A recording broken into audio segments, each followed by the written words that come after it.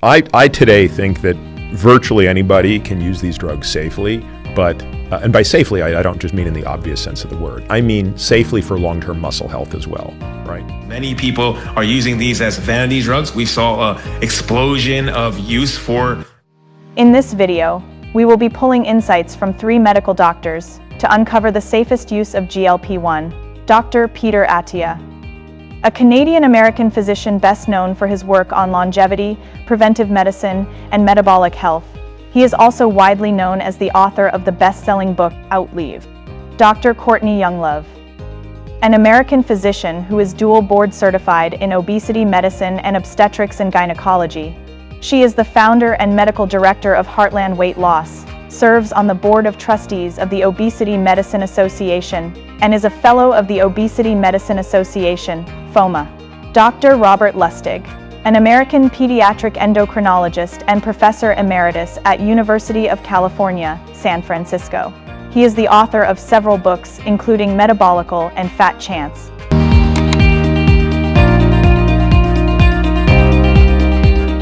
All right, let's get into the video.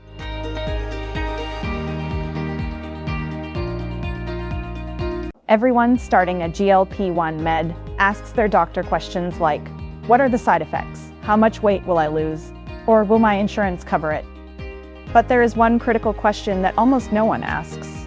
Failing to ask this single question is setting up millions of people for a brutal, permanent metabolic crash the moment they stop taking the drug. This missing question isn't about what happens while you're on the drug. It's about how to protect your body for the day you get off the drug. Specifically, what is my exit strategy? This is the question almost no one asks, but in this video you will get the exact step-by-step blueprint for a safe exit plan, backed by actual clinical experts so you don't trade temporary fat loss for permanent metabolic catastrophe or muscle destruction. So, step 1. Shift the mindset from vanity to longevity. You need to treat this as a metabolic reset, not a quick fix. Many people misuse these medications purely for cosmetic reasons. Dr. Omar once mentioned this as his biggest fear. Before I let you go, as a physician, what is your biggest fear?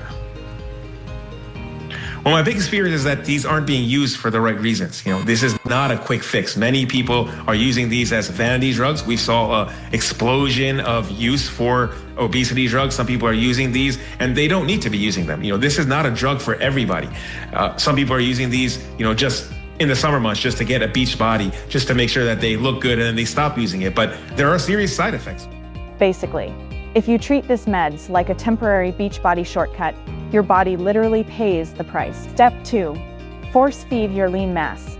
When you drastically cut calories because the drug silences your hunger, your body rapidly breaks down muscle for energy. To stop this, you must structurally prioritize 2 non-negotiables every single day. Number 1. Lift weights. This isn't for the usual purpose you may know it for. Lifting weights at least 3 times a week, while on GLP-1, helps send signals to your brain that your muscle mass is required for survival. Number 2.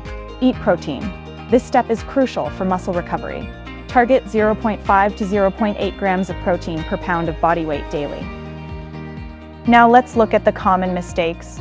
The absolute biggest mistake patients make is celebrating rapid weight loss without tracking what kind of weight they are losing. Here are 3 things you should look out for. Number 1. The muscle melting trap.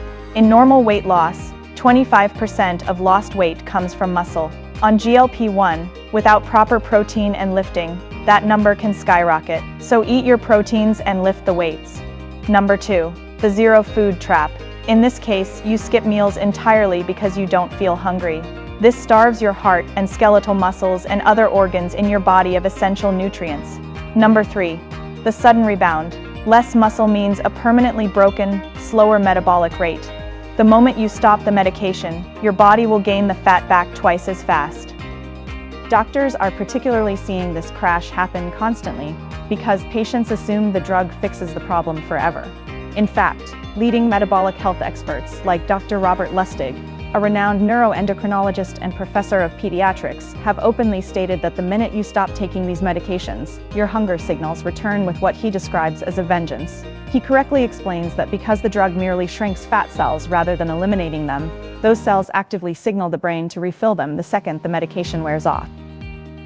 Now, Here is an action plan I wish I had before ever taking my first dose of GLP-1. This will help you take control of the outcome you get right from your next doctor's appointment. Number 1. Demand a body composition scan. This helps you track your muscle to fat ratio monthly, not just your overall weight on a standard scale. Number 2. Establish your exit timeline. This is simply asking your doctor explicitly, what does my titration and maintenance plan look like when we decide to phase this meds out? Number 3. Lock in on your nutrition. Most people assume they can do it on their own, but that is mostly not the case.